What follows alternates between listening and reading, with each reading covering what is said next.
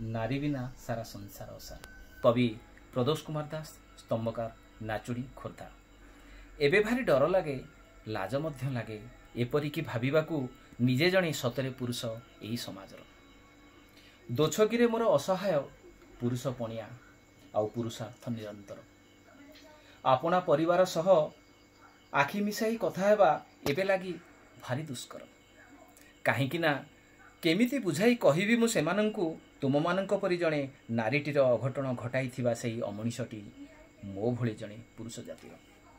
त्रस्त हृदय मो भଳି नाचार सेही सबु पुरुषंकर। निरापद लागे नाही घर बाहर एपरिकी आम परिवार छाई को देखिले घरर गेल्ला झियो अलिअली भौणी समेत अन्य महिला माडे डर। केजाणी केतेबेले सेही छाई रूप बदलाई हेबो परा तांको पाई निमिषके कराळ भयंकर।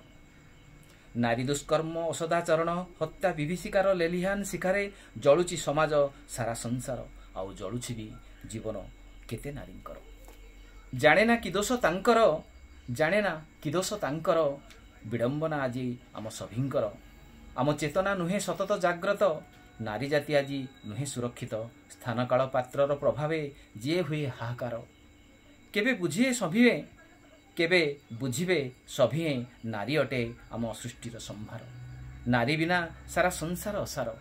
नारी अटे आम सृष्टिर संभार, नारी बिना सारा संसार असार।